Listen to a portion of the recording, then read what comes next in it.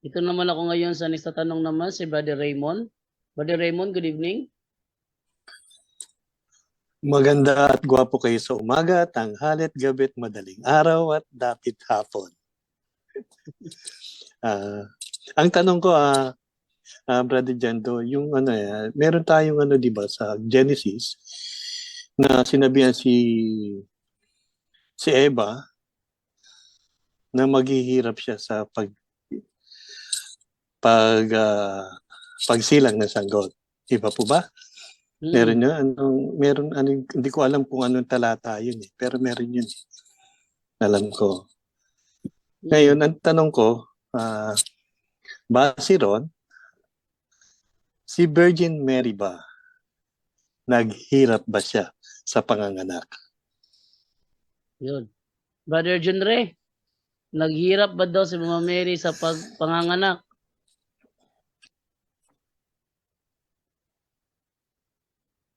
Brother John Ray, hindi ka marinig bro. Ano na lang tayo kay Brother Tata. Brother Tata, ikaw sumagot ng Brother Tata. Si Mama Mary ba daw, hindi ba daw naghirap ng ipanganak si Jesus Christ? Hello, Brujando. Sige, go ahead, Brother John Ray.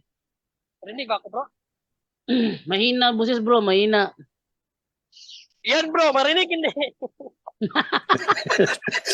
Dinig na. Dinig. Oo. Abot sa kabila. Well, ayon sa kasi, no, sa Galatia 4:4, nung kinanganak natin Panginoong Jesucristo, siya ay under by law, no?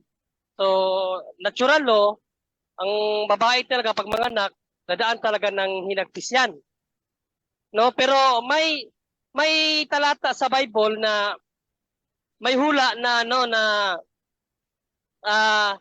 hindi makakaramdam ng sakit si Mother Mary. May hula, nakalimutan ko lang yung talata. And then meron din akong Brad John Ray.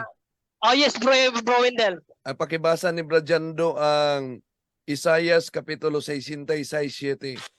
Yan. Okay, ito yung basahin ng sinasabi sa Isaias 66:7. Ito ang sabi. Yan. Ang sabi ganito, ang aking banal na lungsod ay parang babaeng biglang nanganak. Kahit hindi pa sumasakit ang kanyang tiyan, isang lalaki ang kanyang inianak.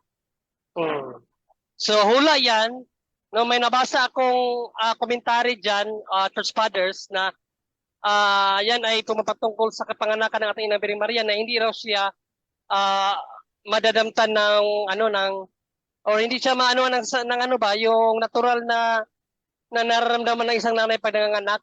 Parang exempted siya sa batas na yan. So yan ang may nabasa ako na ganyang komentary. So that is tradition, bro. So for me, exempted si Mother Mary sa anumang sakit na kanyang naranas during sa kanyang panganganak, kapatid.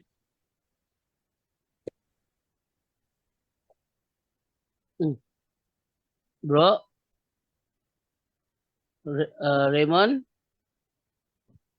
Hello, Brother Raymond? Yes. Okay. Okay po yan. Salamat po sa kasagutan, Brother John Ray. Welcome